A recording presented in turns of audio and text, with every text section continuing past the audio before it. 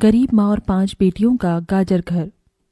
बाबूजी, रोटी बना दी है, खा लीजिएगा, मैं खेत पर जा रही हूँ। तभी खटिये पर से बूढ़ा रामा खांसते हुए बोला,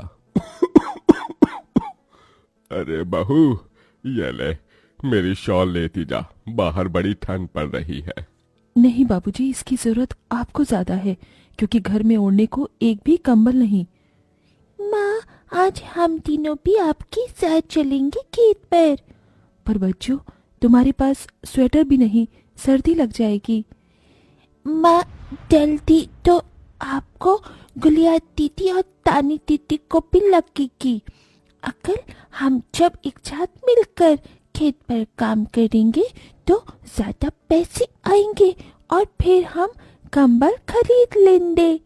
मेरा राजा बेटा कितना समझदार हो गया है, माँ के दुख को समझने लगा है। सरिता अपने बच्चों के साथ खेत पर आती है, जो कि जंगल के पास पड़ता था।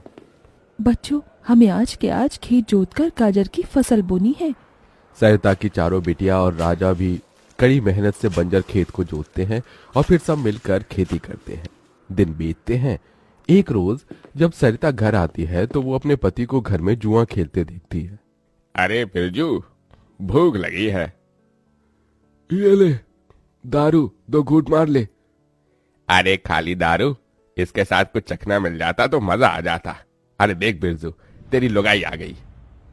बिरजू को घर में जुआ खेलते देखकर सरिता बौखला कर बोली, अजी, तुमको शर्म नहीं आती? घर में जुआ खेलते और दारूबाजी करते। तो फिर बोली, अरे जानती नहीं, पति परमेश्वर होता है और पत्नी की जगह पति के पैरों में होती है।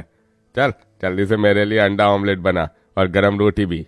तुम्हें अब मुफ्त का खिलाने को राशन नहीं मेरे पास। 6 बच्चे हो गए हैं, जानती भी हो इन सब का पेट कितनी मुश्किल से पाल रही हूँ मैं। तुम्हें तो जिम्मेदारी से मतलब ही नहीं। घर में बूढ़ा बीमार पिता है, तुम तो कमाने गए थे ना, फिर क्या हुआ? आते ही पैसे मांगने लगी। पति ने खाया पिया कि नहीं ये तेरा बाप पूछेगा। नशे में तो बिरजू सरिता से अकड़ते हुए अपनी चमड़ी की चप्पल निकालकर उसे बहुत पीटता है। ये ले, और लड़ाई जुबान। मैं कमाता नहीं तो क्या इस घर में मेरी इज्जत नहीं होगी? ये ले। बचाओ, ओह बचाओ, माँ को मत मारो पिताजी। तभी लड़खड़ाते हुए बिछौने से उठकर बूढ़ा रामा कहता है, अरे निकम्मे, छोड़ दे बहू को, निकल जा इस घर से तू, और फिर कभी शक्ल मत दिखाना। अरे ये मेरा घर है, मैंने बनाया है इसे। बिरजू चला जाता है। तभी रामा रोते हुए बोलता है, अरे जाने कैसे उड़ाऊं बेटे को जन्म दे दिया है मैंने।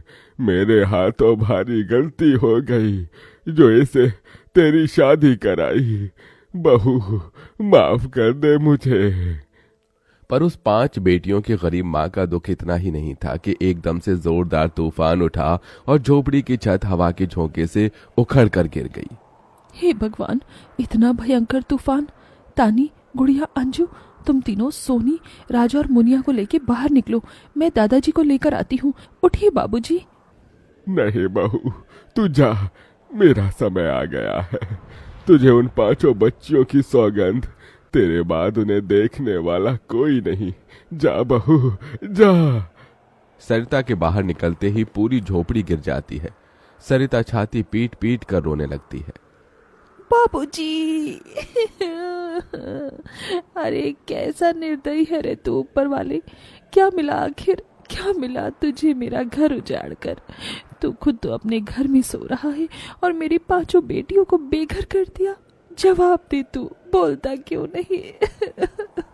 सरिता को टूट कर रोता देखकर उसकी 5 बेटी भी बिलख बिलख कर रोती है। चुप हो जाओ माँ, रो मत।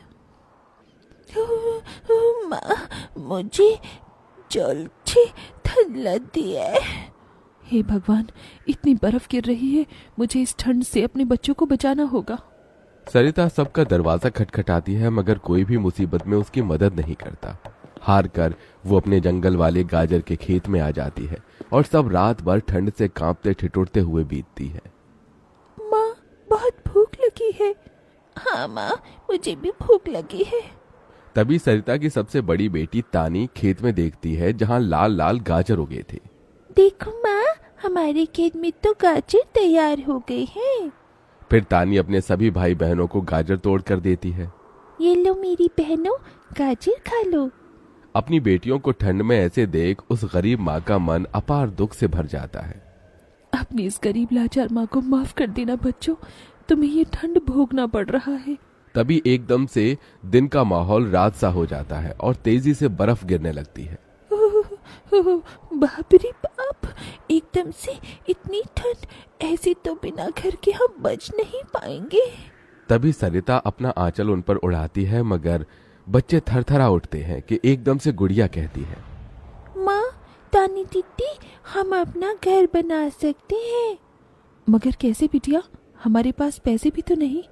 माँ देखो, हमारे खेत में कितने सारे गाजर उगे हैं, हम इसी से अपना घर तैयार करेंगे, पर हम सबको साथ मिलकर मदद करनी होगी। राजा बेटा, जब तक कि हम गाजर घर तैयार नहीं कर लेते, तुझे अपनी छोटी बहनों का ख्याल रखना होगा। रखेगा ना? हाँ माँ, रखूंगा।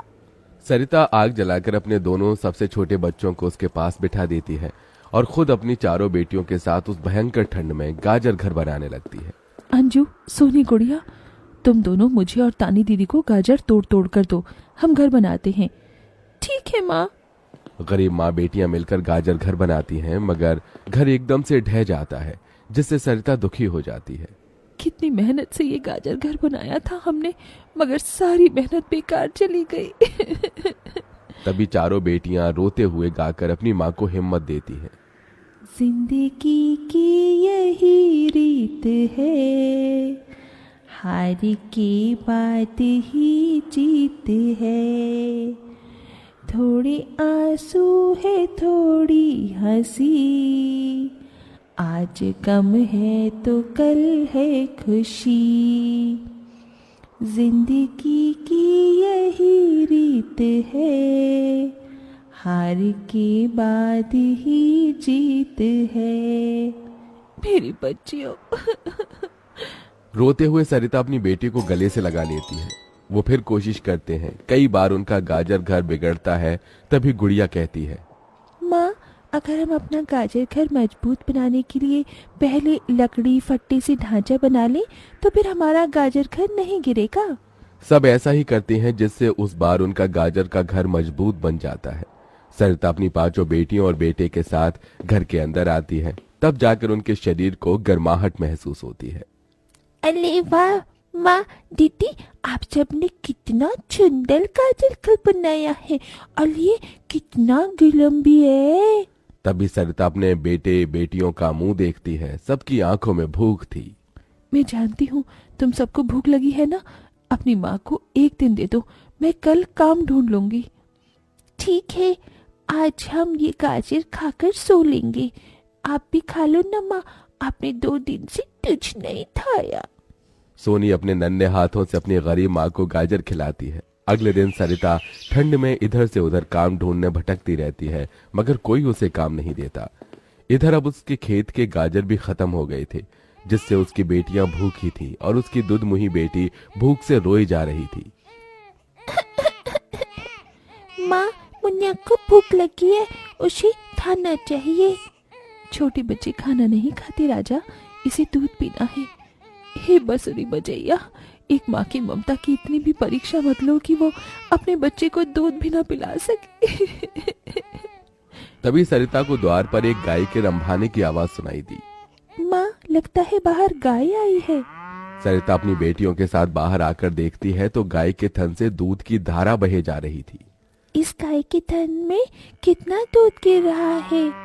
सरिता गाय का गर्म दूध अपनी बेटी को पिलाती है। तभी गाय उसके खेत में जाकर गोबर कर देती है, जिससे एकदम से जादू होता है और खेत लाल चमकदार गाजर से भर जाता है। माँ, ये तो कोई जादुई गाय लगती है। देखो, हमारे खेत में कितने गाजर उगाए। हाँ गुड़िया, मैं जादुई गाय हूँ। मुझे वरदान प्राप्त है।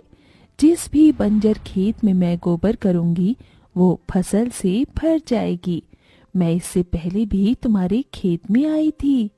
इसका मतलब गौ माता, आपकी वजह से उस वक्त भी मुझ गरीब के बंजर खेत में गाजर उगी थी। आपका कोटि कोटि धन्यवाद गौ माता। माँ, तुम काम ढूंढ रही थी ना, अब मैं ढूंढना। तुम तो कितना अच्छा गाजर का हलवा बनाती हो, और गाय के दूध से खोया, घी, दूध सब बनता है। तुम हलवा बनाकर बेचो। सरिता उस गाय के दूध से घी खोया तैयार कर लेती है और गाजर का हलवा बनाकर बेचने लगती है, जो कि लोगों को खाने में स्वादिष्ट लगता है। उसकी अच्छी कमाई होती है, जिससे उसकी आर्थिक स्थिति ठीक हो जाती है और वो गाय उसके गाजर घर के बाहर बंधी खेत के गाजर और घर दोनों की पहरेदारी दिया करती।